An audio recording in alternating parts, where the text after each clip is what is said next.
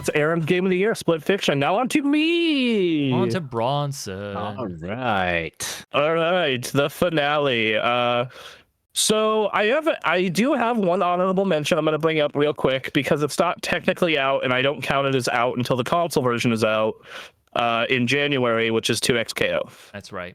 Game is hype as fuck. It's the most fun I've enjoyed a fighting game at launch since Street Fighter 6. Wow.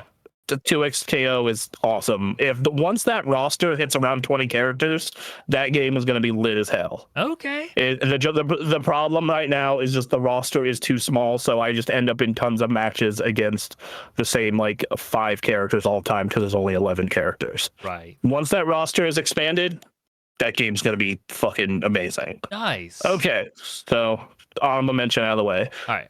My number 10. This one was a real surprise for me. I was not that enthused about this game going in. I liked the original. I didn't play the second one. Hyrule Warriors Age of Imprisonment. Oh. I was very surprised by this one. Huh. I was too, man. I was too. Because I did play this game, but I came from the perspective of having played all of the other Nintendo Warriors games. I bought Hyrule Warriors 3 times. Wii U, 3DS, and Switch. There's Fire Emblem Warriors, which is a similar game, but scanned as a Fire Emblem game. And then there was Age of Calamity. Age of Calamity, which I thought, oh, this is a much better crossover now. Like, this is a proper crossover, not a Warriors game with a Zelda or Fire Emblem skin on it. Three Hopes is similar to that. And then so like when I got to Imprisonment, I'm like, yeah, this is more of the same. And they're iterating on that crossover each time. And so like, but it was like, yeah, but it's not like blowing my mind away. But like to hear Bronson enjoy it as much as he did, it was shocking to me. But then he also told me like Bronson hasn't played one of these since the Wii U Hyrule Warriors. So it's like a colossal jump. Yeah, like I played Hyrule Warriors back in the day and I really liked it. I bought the Switch version of it like with all the DLC and I liked that. But I skipped Age of Calamity because the frame rate was bad. I skipped the Fire Emblem one because I've only really liked one Fire Emblem game all that much. So like I went into this taking a chance because of like the story stuff it expands in Tears of the Kingdom, and because I was like, I want to give Nintendo my money for releasing finished video games that are polished. And man, this game rules. Holy shit. Dude, It is so, like, just these massive battles where you are just tearing through dudes. You feel like a goddamn god. And, like, it runs great. It's a nice, stable 60 the entire time you're playing. With a few major dips. Yeah, there's some dips here and there, but it doesn't really affect how it feels for the most part, because it's typically during the cinematic stuff that you do, your big cinema moves.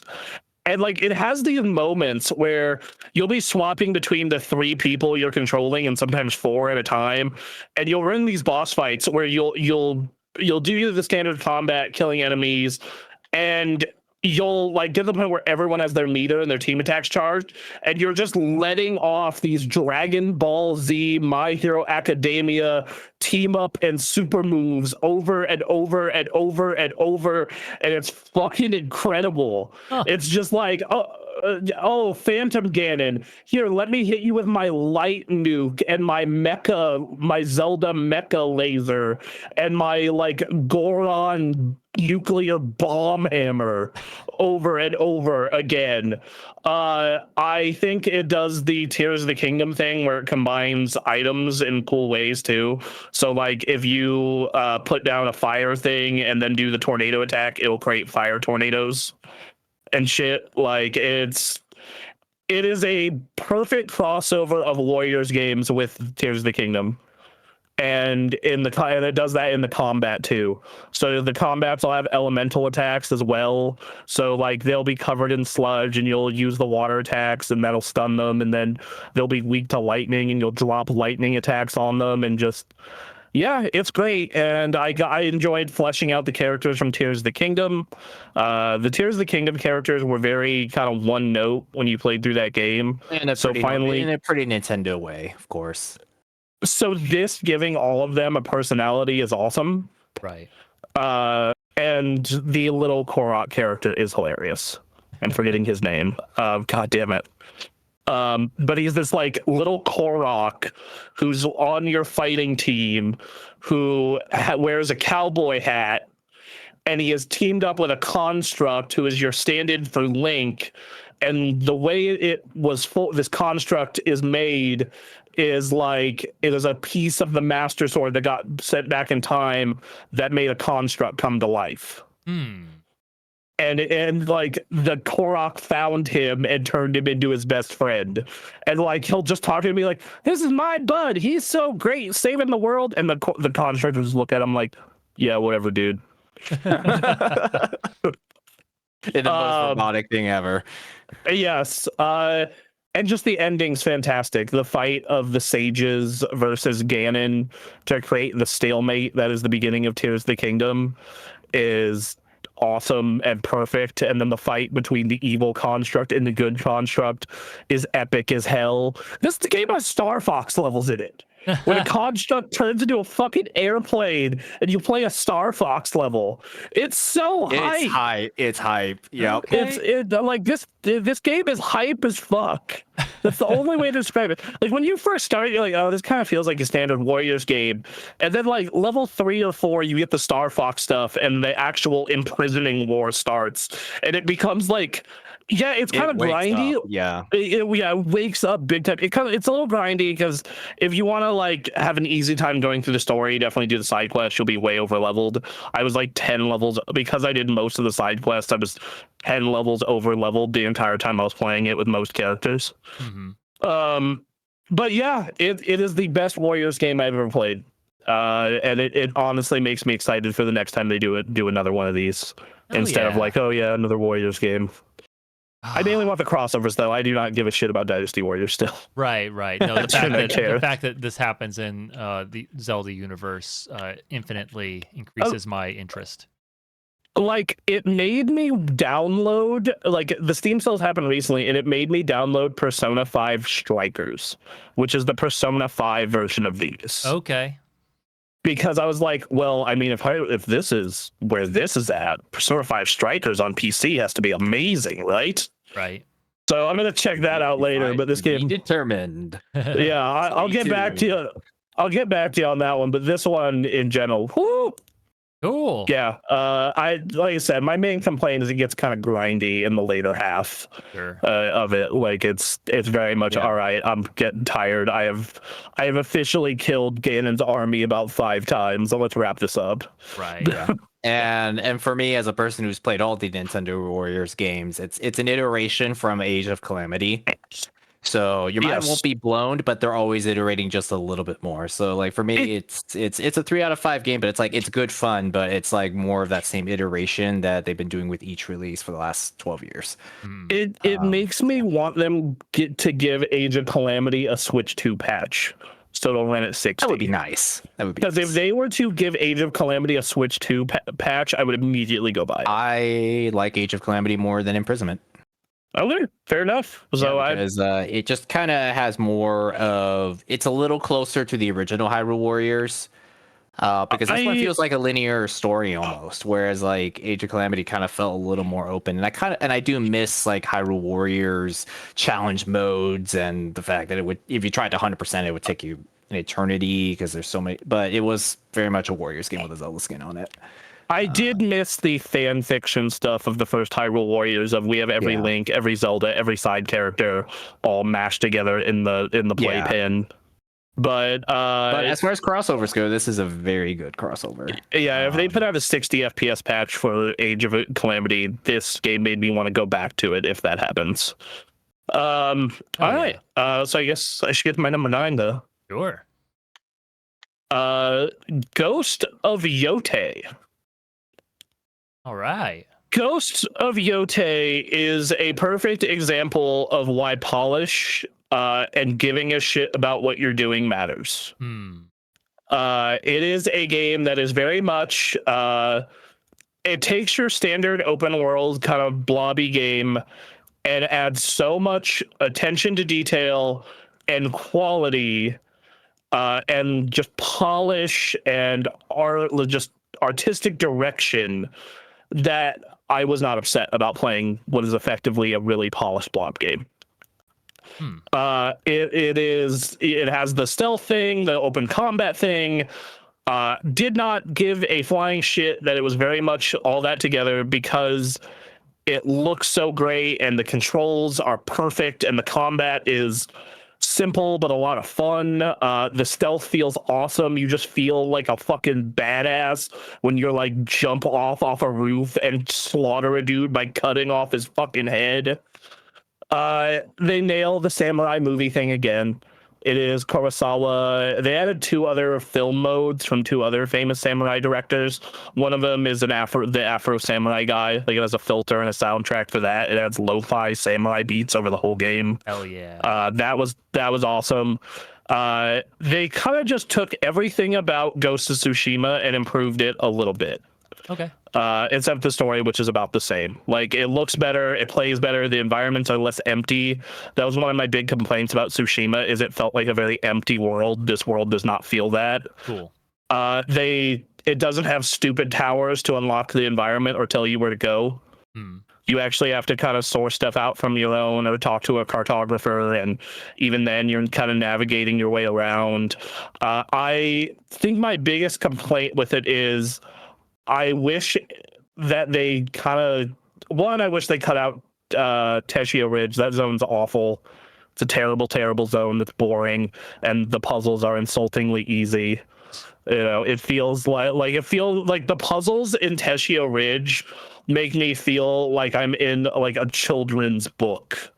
Where it's like, or like a children's do you show. like this puzzle? Here's the decryptor, and it's just 4 icons. Like, this means up. This means left. This means you will die. Yes. It's like, okay, this is the left icon. Do you know where we go now? To the left. Thanks, Dora. Yeah. Good job.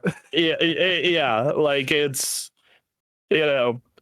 So that part I didn't like, but just there were so many moments where I would just pause and take a screenshot.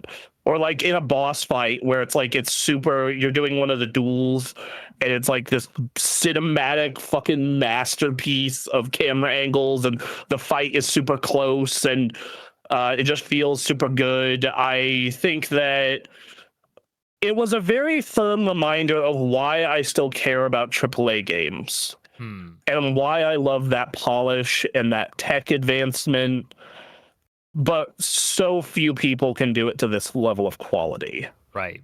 You know, especially like I played Assassin's Creed Shadows right after, and it doesn't have the style, it doesn't have the heart, the combat doesn't feel as good, the stealth doesn't feel as good, it's not as creative. You know, it doesn't feel cool to do things. Like when I take out a whole group of dudes in Assassin's Creed Shadows, I'm like, yeah, that was okay. Versus in Ghost of Yotei, I will chain my dual katana attacks over and over and over, and I will just feel like the biggest badass that ever lived as I cut off all their hands. Right. You know. So for me, Ghost of Yotei, it's more of a counterpoint.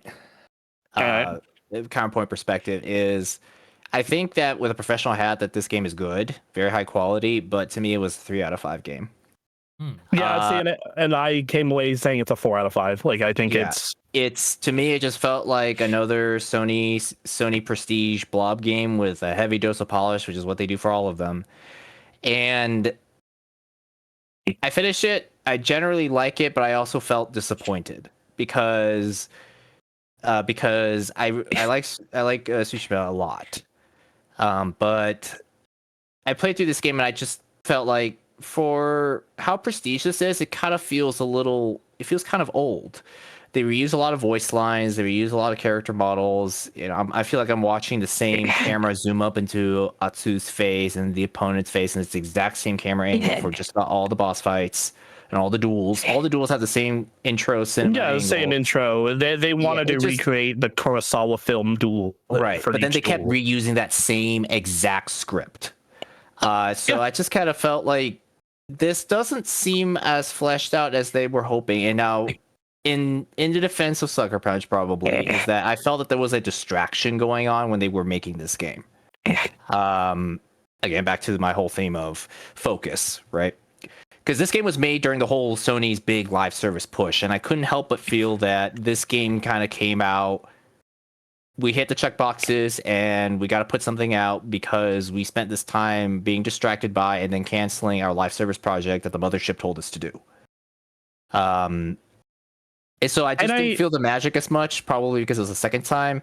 But, you know, I can say that it's less annoying than Horizon Forbidden West. Atsu's a less annoying Aloy.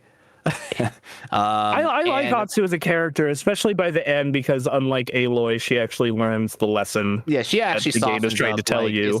She's like, oh, okay, yeah, I've had some pretty bad trauma, whereas Aloy like doesn't quite have as much trauma, and just freaking goes headfirst into everything. Like, I don't need your help. It just, come on now, you're just like single person trying to do everything. Yeah, Atsu's definitely not on that level. And yeah, like to Bronson's point, like you do eventually figure out the type of thing that you enjoy doing. So for me, it's using the Odachi. It's the big two-handed katana sort of thing. And so if Bronson likes lopping hands off with dual katanas, for me it was using the Odachi and just freaking having a giant sword just hitting their shoulder and just sending them right into the ground. It's like, oh yeah, this is why I like two-handed swords so much. Yes, and cool. And it did still have the Ghost of Tsushima thing, where instead of doing these traditional open world game thing of like, here's a big tower, this marks all the points on the map, it's like you still have to explore and still have like you'll have the little birds that lead you to wolf dens or hot springs or you still gotta whatever it is. You still gotta go. Yeah, and then I do like these. A lot of the side quests were very memorable. I think unlocking the weapons with the different masters was a nice touch. I thought the dude you fight on the top of Mount Yote, God, I forget how you pronounce his name, but he's like the one you do after all the samurai duels who's super hard. Like that was a cool moment. I like all the little details where like blood will fall in the snow and you'll have all these cool moments with that. I think the big critique I have against this game at this point, and it feels almost unfair, is that Elden Ring and Breath of the Wild and Tears of the Kingdom all exist now, and to a lesser extent, Cyberpunk and Red Dead 2. So open world games kind of have to hit a higher standard, and that's I do get what Anthony's saying here, but like, because this particular type of samurai game has only been done to this quality one other time, which was Ghost of Tsushima, I still loved it. I still love it, especially because like I'm 5 years, 5 or 6 years removed from Ghost of Tsushima, which is a game that I put 80 hours into. I loved Ghost of Tsushima. Yeah. Whether it's like loss of novelty because it's the second time, or whether it's because of that, I just kind of felt like, much like what we talked about in the PlayStation Stagnation episode of Game Cave. It's like Sony prestige title, blob game, push button crafting. They have like this template and they just like skin it and just polish it a lot. And that's what I currently call the Sony sequel problem. They're good games, but yeah, with like Breath of the Wild, like what you mentioned, like with Breath of the Wild and all these other games, like they have to go to a higher standard, and just running the same PlayStation 4 formula, I just am not feeling the magic. And it's good, but I'm at the same time just thinking like, I think they could have done better. And in Sucker Punch's defense, this game did not get a typical Sony budget, and they have not expanded their team. They have even said, hey, we have enough people and money to make one game at a time. And I'm guessing that, like you said, they got caught up in the live service thing, and then this thing had to be put out quick. So I credit to the studio, they did the best they could, but I just kind of felt like mothership decisions got in the way. That said, though, a bit tragic, really. Outside of Teshio Ridge, which is terrible, I loved the game. I liked it as much as I liked Tsushima. Similar to Tsushima, I thought about 100%ing it, and a couple things kind of slowed me down towards not doing that. But yeah, I liked it. I do wish that we got more of Lord Saito. Lord Saito was... Yeah, you kind of had to read his notes, and I think that's about all I can remember. You read his notes, and you see the few cutscenes he's in the game, and you're like, fuck the Oni, fuck the Kitsune. Tell me more about this guy. What the fuck? But like, man, with that game, you're taking out an enemy base. You feel like, well, the Onryo, and they nail it. And they nail the cinematic thing. I like the story. I like the message they're trying to get across.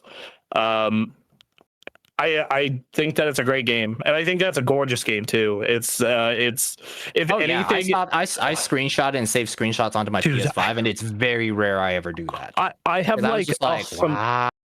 I have like 100. I actually used photo mode in this game, and I have like 100 screenshots. It's crazy. Yeah, but I loved it. I'll move on to my next one. My number 8. This is another one we've talked about. Monster Hunter Wilds. Oh yeah. So I played the entirety of this game story with my girlfriend, and I loved every minute of it. It was a great game to get to experience with her, front to back. Like, I was smiling the entire time every time we'd confront a big monster, and we would have to go through the challenge together of like figuring it out as a couple of like, what the fuck do we do here?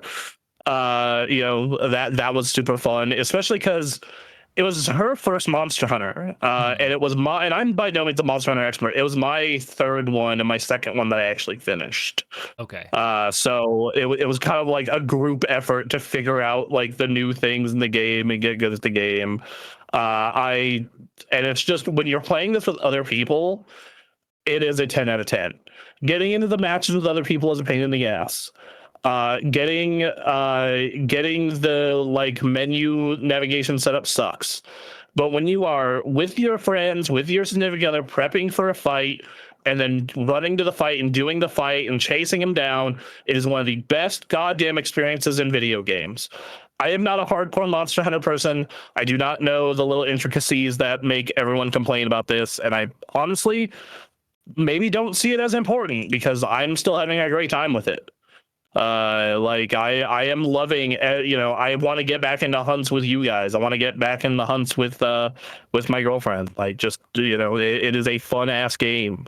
Yeah. Yeah, it's one of those things where it is a flawed but amazing experience.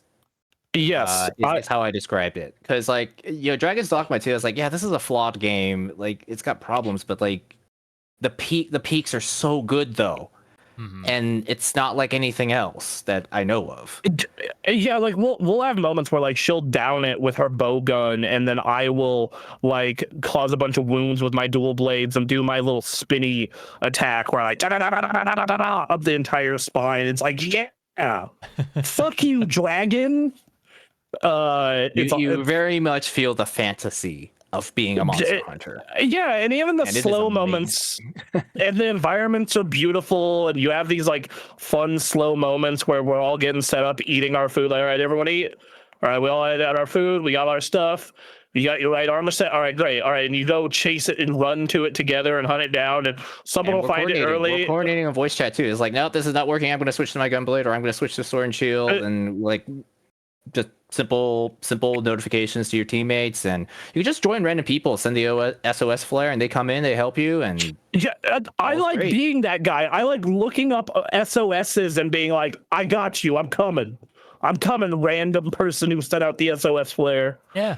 I've always loved doing that. I love the moments where someone will find the monster early and they have to just keep dodging and fighting, waiting for everyone else to make it there. And you're just hearing like, they're like, help, crap. It's awesome. It is a great experience. I know that the hardcore crowd maybe not be into parts of this, but I dug it, and I can't wait to play more. They got that big update coming soon. They'll have their 1-year anniversary update, and I'm excited to play more of it. Steam Deck again. Yes, apparently they're working on a Switch 2 port as well. So they're doing their best to get it more optimized and get it running on other stuff. I'm geeked. Yeah. I'm here for it. All right. My next one is the one that was on Aaron's list. Sword of the Sea. Yeah, that's right. Sword of the Sea is goddamn such a work of art. It is the best parts of Journey with this, where you're like you're exploring this like world that is currently a desert, but was clearly kind of an oceanic world that is in ruins, and you're exploring these ruins with your skateboard sword, collecting currency to restore the world back to its original state. And it is just this beautiful, just heartfelt experience where you really got to see the artist's full creativity every time that you fully restored a world. Like, it was just awesome. Like, the end of that game with the stuff with the giant like, I guess, hurricane, tornado, and the whales and everything, like, holy crap. Nuts. It's very much Journey meets Absu with a little bit of Tony Hawk Pro Skater, and similar to Abzu and Journey, it blew my mind. I think the only thing I can say that I'm less enthused about with it is the fact that it is very similar to Journey. Sure. It is incredible. Well, the thing is, like, as a person who hasn't paid attention to the studio, I watch this like, yeah, this looks like Journey, and that's good. Yes. It feels it feels nostalgic and familiar. All the sand, the gliding through the sand parts, and just this quiet world that somehow looks alive at the same time. It's like, yeah, it's nice. Looks so good. Yeah, it is a visual like splendor, and the music is just it is calming and pumps you up at the same time. It definitely does the Abzu Journey flower thing of it gets you reeled down at one point to have this conclusion that is just amazing. And yeah, I loved it. It was a PlayStation Plus game that I got to try as part of the subscription, and I loved every minute of it. Yeah, great game. So yeah, my next one is Mario Kart World. Also, can you guys hear that in my background? I didn't hear anything. No. Perfect. So all right. So anyway, Mario Kart World is the most I've enjoyed a Mario Kart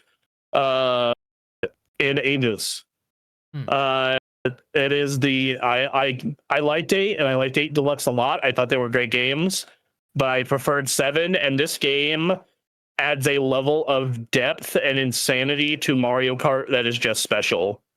Like the wall riding, the stuff I will go online and see in my own matches and like on TikTok, YouTube, etc., where it is just, oh yeah, no, this dude went from 14th to 1st because he took this shortcut by jumping off a cloud, jumping off a wall, grinded a thing, and got shot straight in the first place. And it's like, they've added a new skill ceiling to Mario Kart that is just cool as hell. Yeah.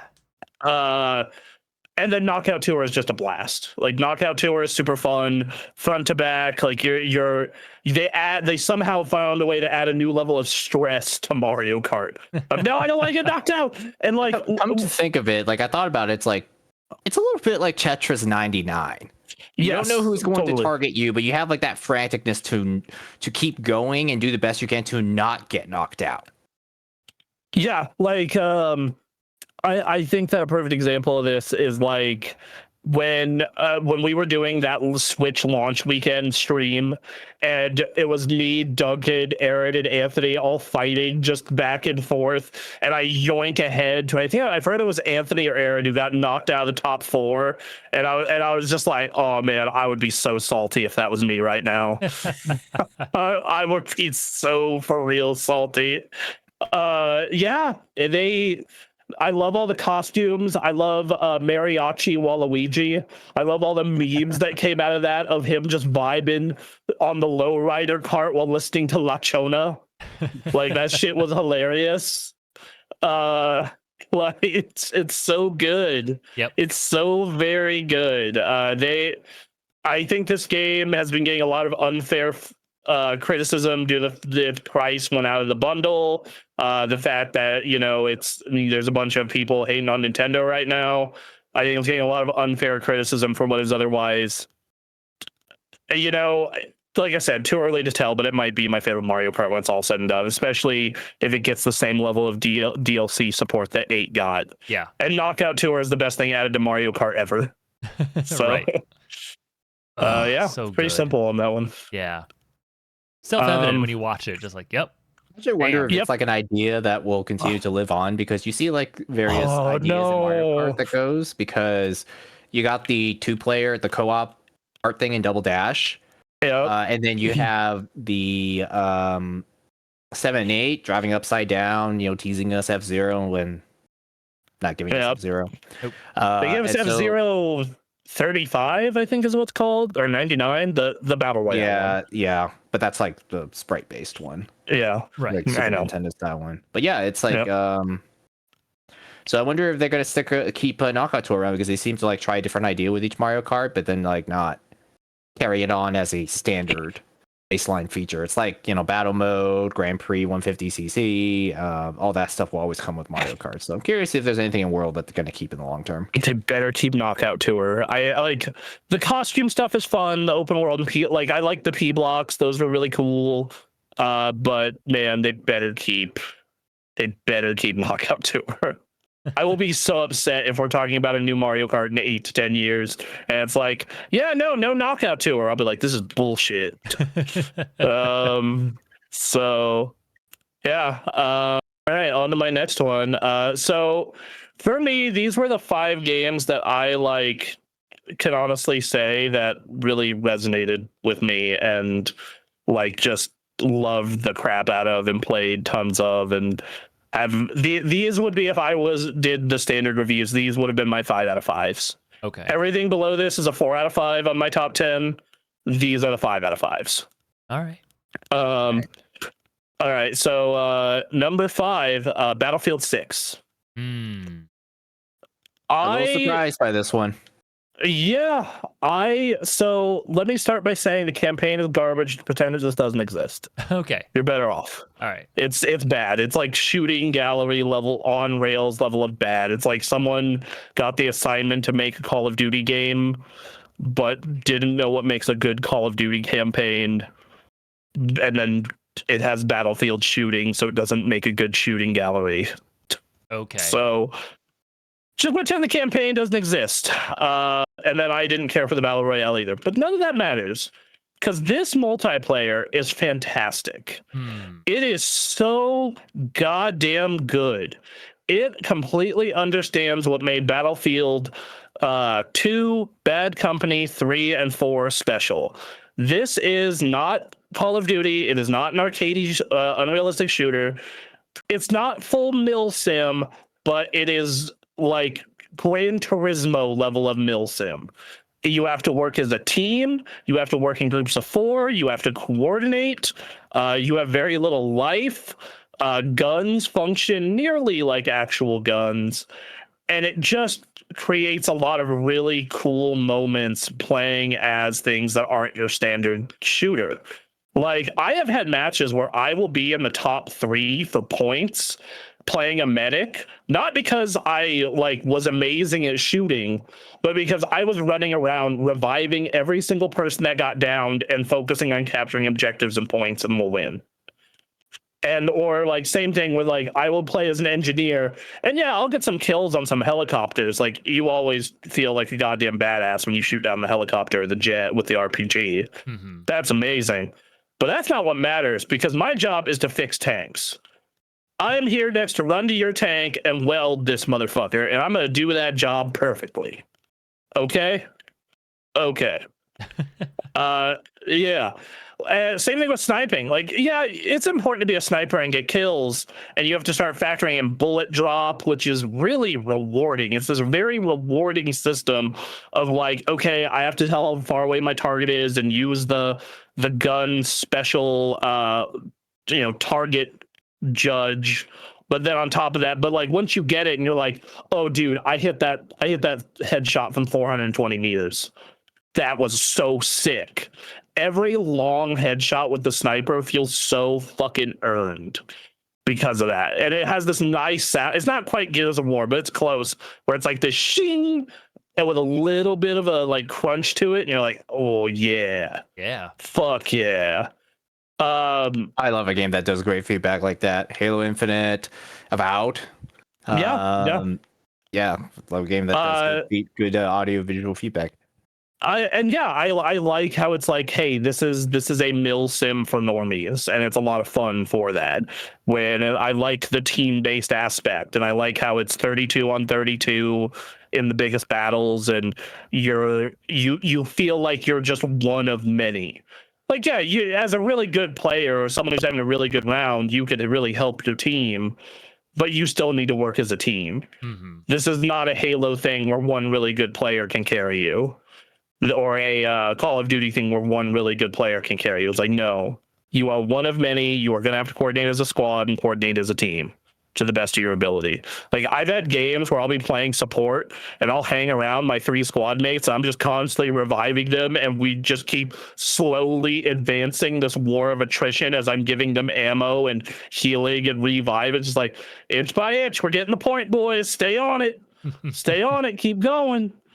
And it's awesome, and it has these just movie style moments where you'll like shoot down a helicopter, it'll explode, it'll start flying towards you and just land right in front of you, and you nearly die. You're like, oh, okay, that was scary. That was scary. Yeah, no, it's you know what, you're describing what felt like Helldivers. Yeah, you get a lot of moments like that, but like, you know, Helldivers is like all lighthearted, whereas like this one is like serious. Yes, it has a lot of that Helldivers energy, except it's also multiplayer. It's competitive multiplayer, but it's a lot more casual just because there's so many people. You're not gonna get 32 versus 32 sweat fests. Like, it just doesn't happen. Yeah, I mean, so really, like, you could still like be a new person and show up to it, and so far the only thing I've been told that gets people really upset is if you get into a vehicle and don't know how to operate it and crash it immediately. Yes, that would be the one thing that guarantees the entire team. People will smoke you if you get into the helicopter and immediately crash it. that is something that happens consistently, like all the time. Is someone will get in a vehicle and be like, "Oh, crap." So yeah, I absolutely loved it. It was a fantastic game. I highly recommend it. It very much has that Helldivers thing, but instead of being co-op, it's competitive. That's the differentiator. It is like, it has these wow moments. And even the bad wow moments, like the helicopter, are funny. Like, be at base and you'll fall, the helicopter go up, and then immediately side down straight in the. You just stand there. You just stand there in silence and shock and just sigh. Yeah, it's like, and then you're concerned for later in the match. You're like, we need air support. God damn it! And now I have to go over and march over to the battle without air support, and I'm like, well, this sucks. Yeah. So no, it's great. I used to love Battlefield, and I fell off the series. And they brought it back in all the right ways. Good on them. Good. All right. Next one. My number 4. Dispatch. Ooh. Hey, Dispatch again. Yeah, a lot of dispatching. A lot of people loving the dispatching. Yeah, I love this game. The characters are all incredibly likable. I find myself constantly laughing about moments in this game. Like, the one I always think back to is, oh no, I'm temporarily blinded. Temporarily, bitch, you blind forever. Again, just like taking superhero BS and putting a layer of realism annoyances. Yeah, like it on top in like entertaining ways. Yeah, it's like if you've ever worked an office job, there's so many parts of this that are like, yeah, this is exactly what an office job with a bunch of dickhead employees, coworkers would be like. 100%. And just every character have their own little things where they're likable and funny, especially at the end as they all grow as a team and together. Like, even like someone like Flambe ends up being a likable character in his own right, and you understand all their backstories, especially because you can read what they did in their little bio on the improvement chart. So, you can understand Golem is just kind of a freak of nature versus like, other characters are actual criminals and where they came from. I love all the different dialogue on missions where And like there's like some like you got like the big jokes, but you also got like cute little ones too because the I forgot her name again. It's the demon lady. Malevola. Malevola. It's just like she's an atheist, and I'm like, yeah, duh. Yeah. lines up. Just look at her. Just all these like little writing details that like most games and even some shows wouldn't get. And just it's so funny every episode. Like Chase is fantastic. I love Chase as a character. Every episode Chase gets some of the best lines. I love our what? Keep up. Exactly. He gets the best one-liner too. Yeah, I love the ending with Shroud, the choice you can make. I won't spoil it, but I thought that was super clever. Yeah, I think that this should very similar to 13 years ago with The Walking Dead season 1. This should be a gold standard for video game writing, especially in a game that isn't like Baldur's Gate or Cyberpunk, where it's like this big world building thing and a more linear focus thing. Yeah. And I think the dispatching is fun too. Like the dispatching, like trying to figure out who to send and who to level up. Yeah, it's like management light, so it's not too deep like a city builder or that would just like overwhelm you. But in this case, it's like you're just trying to get the job done and just sending the right people to do it. Yes, and I very much like and I very much like that. It is, but like it's not like so deep where you have to like know how this system works and how it interfaces with that system. And you got to manage resources. Like no, it's lighter. So like it takes care of some of that point and click adventure game type of struggle where it's like I'm not playing a game, I'm playing a story that has me choose do a quick time event or choose a dialogue. It's like, no, this puts some more gameplay into it. That solves quite a bit of the complaint of point and click game. Is it really a game? Kind of. Yeah, yes. And I think that there was just enough management sim here to be fun for almost anyone. Like, I loved it. I actually agree with the people who are like, man, I wish there was just an infinite dispatch mode. Like I would love that, especially if you I don't think there's enough depth for that to last long term, but it's just a fun little thing they could add and maybe add some more dialogue to it, like a post game thing where it's just like, here we've added some more dialogue and whatnot for these. Yeah, it could be fun. Like I think that could be a lot of fun. Just post the big thing, Robert and the Z team doing missions. With dialogue. Like I can't imagine that would be too much recording or too hard to do. I want another one, but they said that their next project is going to be a Critical Role project. Oh. So I think it's going to be D&D oriented or focused because this game was in collaboration with Critical Role. Yep. So makes sense. Yeah, I loved it. It's I would say it's in my top 3 for this kind of game, up there with Tales from the Borderlands 1 and Walking Dead Season 1. Nice. Like I keep thinking about the characters and one-liners and just I'm a sucker for superhero shit in general, but I am also a sucker for like adding the mundane world to the fantastical. Mm-hmm. And this does both those things. It does both those things so much, and I loved it. Nice. Yeah. All right. My number 3, Luminous Arise. Ooh. All right, so let me tell you, if more people took this studio style and vibe and applied it to the whole world of video games, the world of video games would be a better place. This man's goal to like just sitting here and be like, yeah, I truly believe in like 2000s rave optimism. That's where the world needs to go. As you can see from Rez and the Tetris Effect and now this, like, yes, I agree. And yeah, they took Luminous, which was basically a perfect game, added Tetris Effect style visuals and vibe and mechanics, like the burst mechanic where you freeze time and can freely layer on stuff. In this case, it's build as many blocks as you can to get a massive score multiplier. It works. It works great. And it's an amazing looking game. I have not got to try it in VR yet. I imagine in VR it's crazy. Sure. Uh, but yeah, like it's hard to talk about a game like this because at the end of the day, mechanically, it is a puzzle game with minor changes. It is the Luminous you know and love, where you're trying to create as many squares of 4 of the same color as possible, while setting that up for even bigger combos later. As you can see on the screen right now, it is very much that. And it also told me now getting a new global leaderboard that isn't just Vita owners, but the general public. I ain't shit, or compared to what I thought. Sure. I'm good. I'm definitely better than pretty much everyone I know personally. But on a global PC leaderboard, I ain't shit. So when you said like it's kind of hard for you to describe it, it's like it's a puzzle game that just has these changes. That's like, yeah, that's Eternal Strands. It's just like you already know it, but it's better. Yes.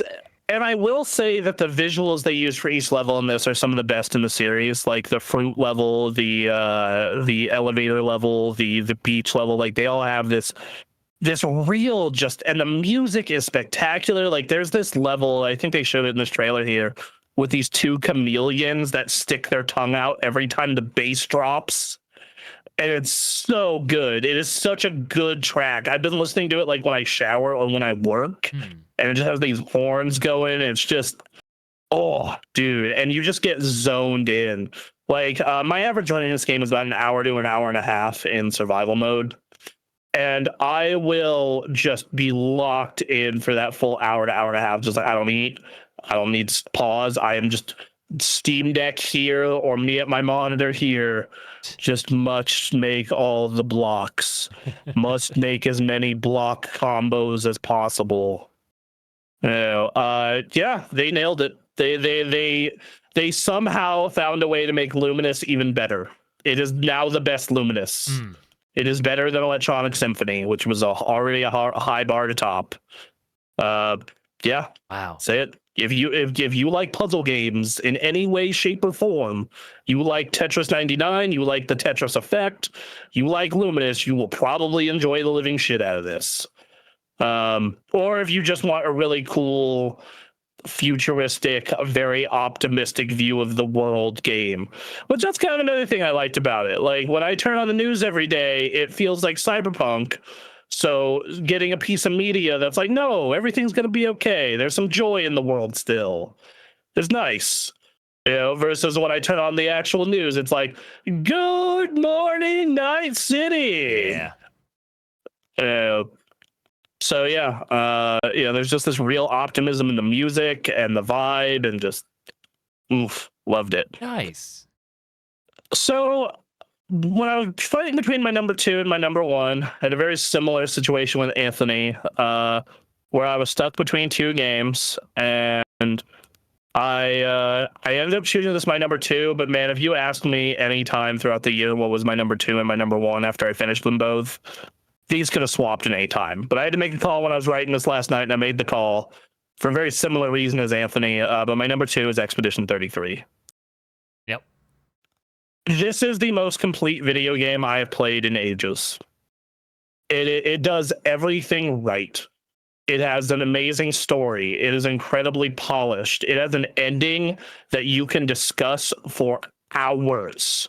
There is no right answer here. It is artistically one of the most interesting games I've ever seen. Every frame of the fucking game looks like a painting. It is fantastic. It's top 3 in my soundtracks for the year. It's probably number 1 if I really sit and think on it. My Apple Music Wrapped would definitely tell you that. It is just, all the characters are great. Like I even enjoyed the villains, which that's something for the story later.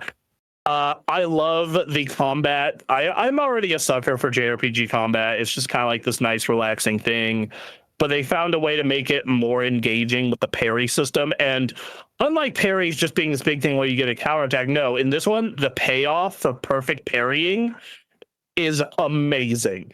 You just blow them up like it's nobody's business, and it's super awesome. I think that the side quests are great. They're very humorous with the gestural beaches. You get that, you know, the petanque mini games and shit. I don't like have a complaint about this game really. Like that's the thing. It starts a little slow, but even that slow start builds the entire time you're doing it. It has my favorite character of the year, my boy SGK. You know, he'll get you a glass of wine later, everybody. Don't worry. All right. Yeah. So yeah, like it is so complete. The only thing I can say really, and like even if you don't like turn-based games, I say play it because it adds so much of an action element to the standard turn-based stuff that it makes for a better game. They even do some Wes Anderson stuff where some cutscenes go into 4x3 mode. It's fucking what when they're trying to showcase certain things in black and white. It's the amount of detail and love and care put in this goddamn thing is crazy. I think the only thing I can say about it is half of this game is very dark and morbid and moderately depressing. Yeah. The ending, I think the ending I chose, actually, I view it as a very optimistic, happy ending in the long run.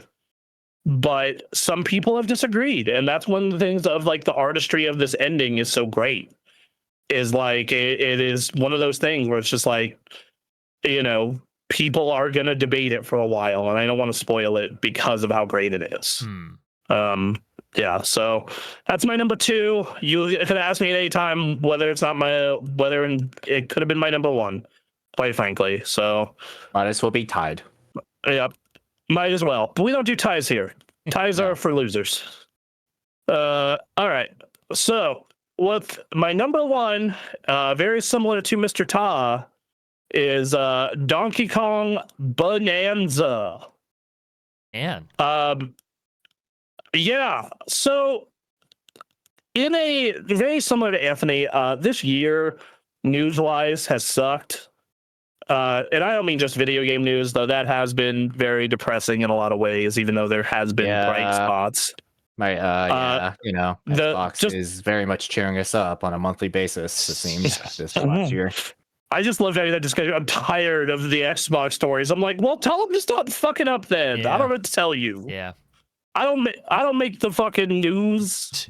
So, all right. So, but it is this game that similar to it obviously has a lot simpler story than Expedition 33. Like Expedition 33 is doing philosophy and, you know, light and darkness and, you know, moral complexity, versus this story is, hey, you're helping this little girl. Yeah, the bad monkey took all the bananas, and Donkey Kong loves bananas. And this little girl wants to get her wish, which needs and go home. Yeah, and it requires collecting bananas. So you know, and it's almost very Pixar-y, the actual story itself.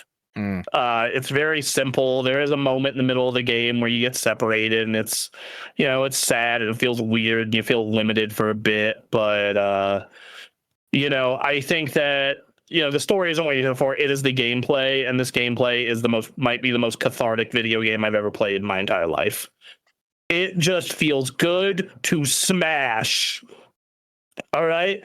I don't even. And on a technical level, I find it very impressive too, because like so many destructive environments, it has to run on like a script, or it's a cinema thing only. Because like in a lot of video games, when you destroy an object, it just degrades a little, but you can't like destroy it all the way.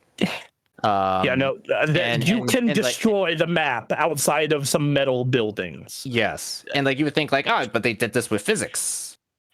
PHYSX that they put into NVIDIA cards. But I'm like, yeah, but physics didn't last in the long term, and they discontinued driver support for it. So like, for them to be able to be like, yeah, you could just basically like destroy sections of this level. Just by punching everything in sight. And it's is like, how did they do this and not make the poor thing broken? Like, break the whole, it's super impressive on a technical level, but like, just the amount of and the creative ways you can use it. Where like I would have multiple moments where how the hell am I supposed to get over there? I'm like, I don't have to get over there. I can get under there. And I just punch down through the bottom of the ground and then punch my way through the earth up and under to get to the banana or the coin or what I'm looking for. They do the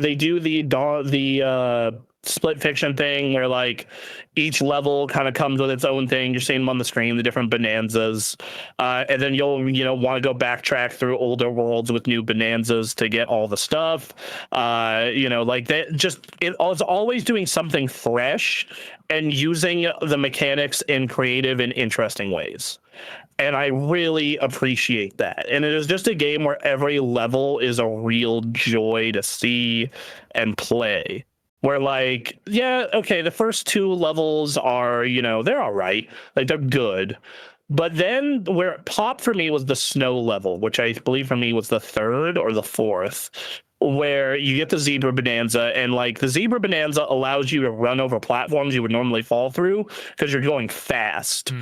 And every bonanza has its own song, and there's all these different mechanics that intersect with each other. And it is just fun to interact with everything. I feel like that's one thing that a lot of people, when it comes to video games, get very roped up into narrative and get roped up into things that are not the core gameplay. But this thing's core gameplay is so fun, and they keep expanding on different mechanics. Like, early in the game, you're punching through things. And it's like, oh, there are these walls that are all covered in spikes I can't get through. I now have to rip rocks out of the ground to go through them. Or, oh, there's lava here. I can't, walk on the lava, but I can rock surf over the lava. Goddamn, skateboarding really was a thing for this whole year. Yeah. Surf. Yeah, exactly. Or you'll have cases where you're like, oh man, I need to get past and around this metal, or man, there's all this stuff I need to clear out. Let me use the elephant bonanza I just got to suck the entire level into my nose. Like it's just, there's so much depth and crazy shit here. It's just, it does the Mario Odyssey thing where like there are constantly people playing where I'm like, I didn't know you could even do that. What the fuck? Much like the magic of a Mario game, I would just punch through random things. I'd be like, I didn't know there was a room here. Yes, like of course, when you use your sonar thing, you'd be like, okay, there's a banana there, so there's probably a room there. But like other times, it's just like, I didn't what? Like I would just punch down randomly and enough, and I would just be like, I didn't know there was a whole cavern down here. Yes. What is this? And that's always an awesome moment. And then like the design of the different levels where you'll have like you're just standard ice, fire, etc. But then you have the vacation level with these giant pieces of fruit, and you're blowing those up. Or you have the gold level at the end of the game, and just the theme park level, right? Like the food theme park. That level. It was so good with the fucking roller coaster, dude. Freaking got all the music, just perfect vibes. Oh, and like you got that, and like cute little outfits for Donkey Kong and Pauline. You can make Donkey Kong has a. By the way, Donkey Kong has a fur style that's Super Gamecraft colors, the pink and blue. Oh, that's fun. Why y'all know? Yeah. Yeah. You can either call it Super Gamecraft Donkey Kong or Trans Rights Donkey Kong, whichever you prefer. They had the Mario 64 thing of having a head you can mess with, but now it's a sculpture mode, as you can see. Yep. Sure. That was a fun little thing. And if Expedition 33 has the most thought-provoking ending of the year, Donkey Kong has the most hype ending of the year. All right. So, because what happens is, I'm going to spoil it here because I don't, spoilers ahead, everybody. Spoiler, Donkey Kong ending. Don't worry, it's a Donkey Kong game, so you don't have to be too upset about it. Yeah. I think I would be if this got spoiled for me because, like, so King K. Rool hasn't been in a Donkey Kong game since the year 1999. He wasn't in Returns. He wasn't in Tropical Freeze. He wasn't in the Kongas. And you beat Void Kong and you think the game's over. But what happens is when you unlock the Earth's core, King K. Rool was imprisoned there. And you go down to the core, and he gets juiced up by Banandium gems, and you beat him. And then it rolls the credits with a K, and it's fake King K. Rool credits with like Kremlin names for all the producers and whatnot. Okay. And like all the staff. And then it's playing Galleon in the background. And then it ends, and he comes back to life, and he starts, and you rocket up through all of the Earth's crust while fighting him, while a metal version of his theme song plays while he's riding a jetpack to the fucking surface, and you pop out in New Donk City.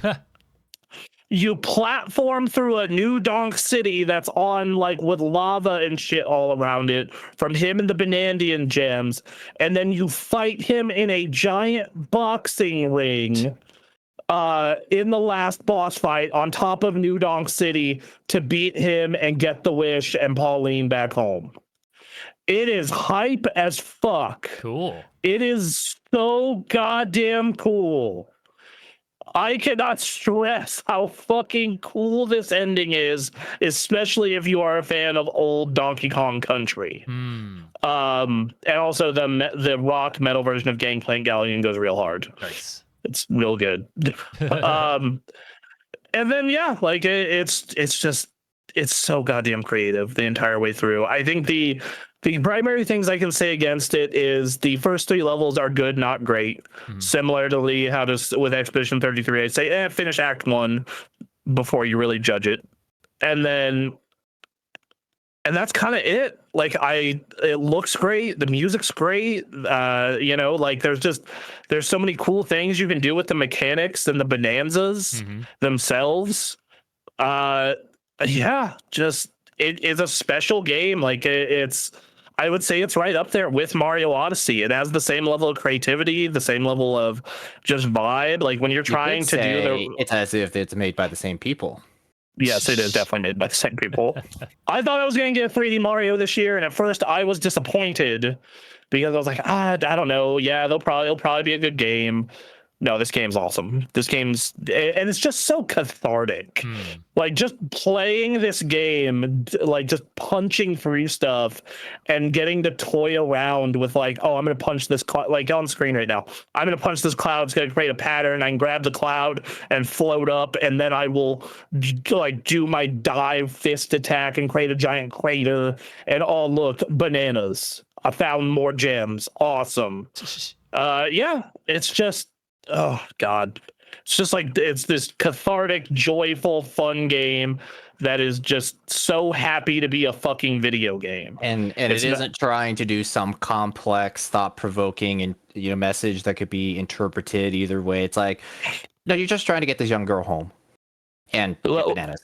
That's like we are trying to make a fun ass video game with a lot of variety and cool shit in it, and they did. Like that is the thing. They said, hey, we're gonna make a fun game with a lot of variety and cool shit in it, and they did. Also, Ostrich Bonanza. Now I'm seeing on screen that shit was horrifying. That shit was scary. Snake Bonanza a little weird. Elephant Bonanza and Zebra Bonanza fine. Ostrich Bonanza is horrifying. Oh yeah, the nightmare fuel. Yeah. All right. So yeah, that's it. Donkey Kong Bonanza. Wow, what a list. Yep. So to wrap it up before we call it a day, Duncan's the best that we can discern: Borderlands 4, Mega Bonk, Pokemon ZA, Abiotic Factor, RuneScape Grindmaster, Oblivion, Mario Kart World, Silk Song, Monster Hunter Wilds, Elden Ring Night Rain. Emily, Borderlands 4, Disney Villain Cafe, Assassin's Creed Shadows, Kirby Air Riders, Mario Kart World, Donkey Kong Bonanza, Expedition 33, Date Everything, South of Midnight, Ghost of Yote.